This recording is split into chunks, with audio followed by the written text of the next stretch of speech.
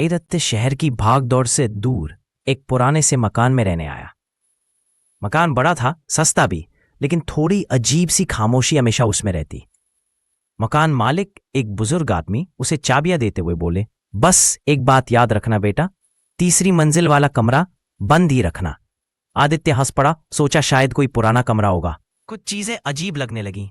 रात को कभी कभी सीढ़ियां चढ़ने की आवाज आती, कभी दरवाजा खुद ब खुद खुल जाता, और कई बार ऐसा लगा जैसे कोई उसे देख रहा हो, पर जब देखता कोई नहीं होता। एक रात बिजली चली गई।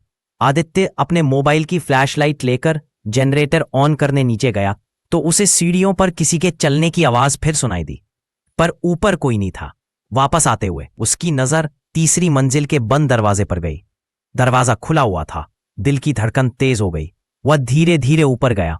कमरे के अंदर घुसते ही उसे ठंडी हवा का झोंका लगा, जबकि बाहर गर्मी थी। कमरे में बस एक पुरानी कुर्सी और दीवार पर एक पुराना आईना था।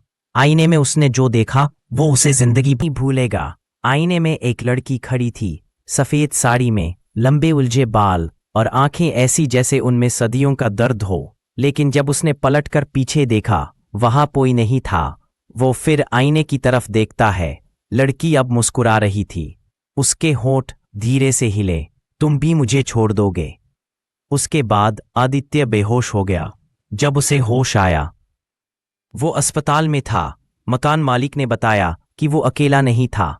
हर किराएदार जिसने उस कमरे में झांका, कुछ न कुछ खो गया, दिमाग, होश या जिंदगी।